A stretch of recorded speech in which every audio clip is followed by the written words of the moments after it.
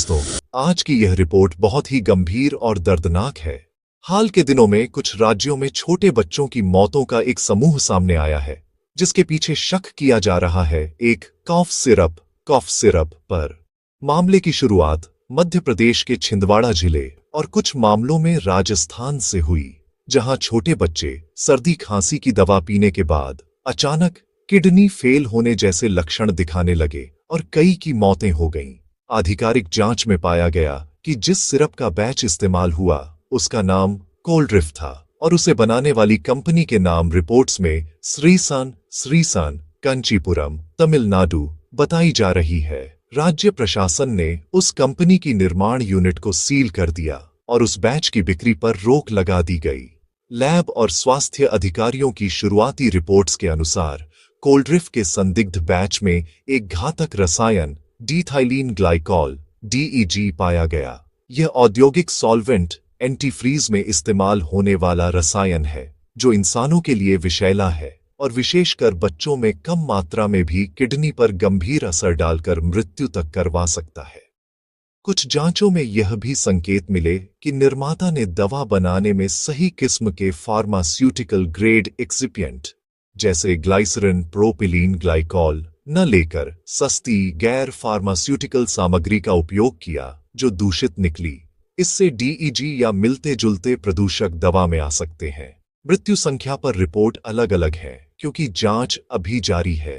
कुछ राष्ट्रीय और अंतर्राष्ट्रीय समाचार एजेंसियों ने कम से कम 14 से 17 बच्चों की मौतें बताईं। किसी रिपोर्ट में MP में 14 और राजस्थान में कुछ और मामले जोड़कर कुल 16 से 17 तक का जिक्र है। पुलिस और स्वास्थ्य विभाग दोनों ने आपराधिक जांच और फोरेंसिक परीक्षण शुरू कर दिए हैं। कुछ स्थानों पर डॉक्टरों के खिलाफ भी FIR गिरफ्तारी की खबरें आई हैं, क्योंकि वे वही दवा बच्चों को दे रहे थे। जांच में कंपनी के खिलाफ मॉन्स्लॉटर हत्या जैसे गंभीर आरोप दर्ज होने की खबरें भी आई हैं। अब सवाल आता है, कोल्ड्रिफ में क्या सक्रिय सहायक तत्व थे?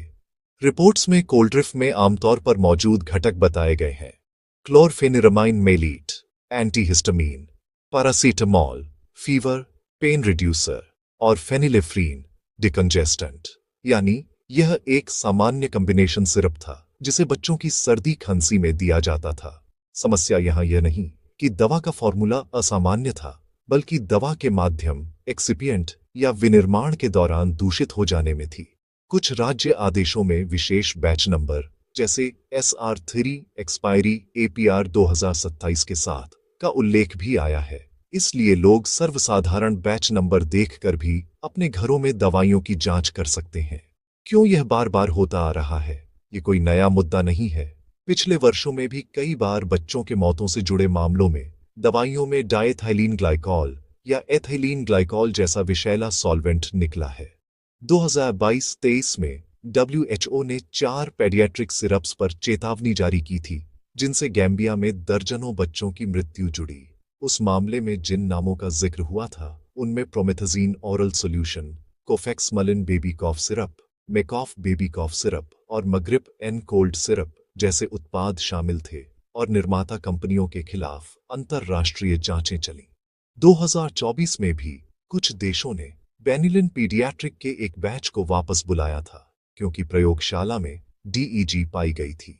इसलिए यह समस्या एकल कंपनी तक सीमित नहीं, यह निर्माण गुणवत्ता नियंत्रण, कच्चे माल की जांच और निर्यात आयात नियंत्रण की बहुत बड़ी विफलता का लक्षण है। श्रीसान, जिस पर कोल्ड्रिफ का आरोप है, का बैकग्राउंड भी जांच में सामने आया। मीडिया रिपोर्टों के मुताबिक यह कंपनी तमिलनाडु के कंचीपुराम में पाई जाती है। उसके निर्माण स्थल पर उपलब्धता और सुरक्षा के गंभीर कटौती मिले और कुछ रिपोर्टों में कंपनी को इंडिया मार्ट पर ट्रेडर के तौर पर दर्शाया गया, यानी वह डायरेक्ट बड़ी औद्योगिक मैन्युफैक्चरिंग का स्थापित ब्रांड नहीं दिखती। राज्य एजेंसियों ने इसकी लाइसेंसिंग और उत्पादन पर भी सवाल उठाए हैं और कुछ राज्यों ने उसके उत्पादों की बिक्री पर पाबंदी लगा दी है। मामले में कड़े कानूनी कदम, लाइसेंस रद्दीकरण की कार्रवाई और प्राथमिकी दर्ज कर ली गई है। तो आप और आपके दर्शक क्या जानें और क्या करें? कुछ जरूरी सावधानियां और संदेश। जिन्हें आप स्क्रिप्ट में जोर देकर कह सकते हैं। छोटे बच्चों, विशेषकर 2 साल से कम, को बिना डॉक्टर सख्त सलाह के ओटीसी कफल सिरप न दें। अगर डॉक्टर ने सिरप दिया है तो बैच नंबर और निर्माता चेक करें। जो सिर्फ जांच में संदिग्ध बताए गए हैं उन्हें तुरंत रोक दें। किसी भी बच्चे में पेशाब बंद होना, उल्टी, सुस्ती या अचानक कमजोरी दिखे तो तुरंत नजदीकी हॉस्पिटल पहुंचाएं और घरों में पुरानी खुले दवाइयों को सुरक्षित तरीके से नष्ट करें। साथ ही सरकार की आधिकारिक अलर्ट और स्थानीय एफडीए ड्रग कंट्रोल के अपडेट को ही भरोसेमंद मानें। अफवाहों पर भरोसा न करें। अंत में तथ्य संक्षेप में। वीडियो के लिए समाप्ति नोट। कौन सी दवा? Coldrif batch SR13 reported. Company Sresan pharmaceuticals, Kanchipuram. जांच में पाया गया डायएथिलीन ग्लाइकोल दूषित एक्सिपिएंट। शुरुआती लैब रिपोर्ट्स। रिपोर्टेड मृतक बच्चे। मीडिया रिपोर्टों के अनुसार कम से कम 14-17 बच्चों के मृत्यु मामले जुड़े हैं। जांच जारी।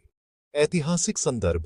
पिछले सालों में गैम्बिया, उज्बेकिस्तान, कैमरून व अन्य देशों में भी भारतीय निर्मित सिरप्स से बच्चों की बड़ी संख्या में मौतें जुड़ी रही हैं।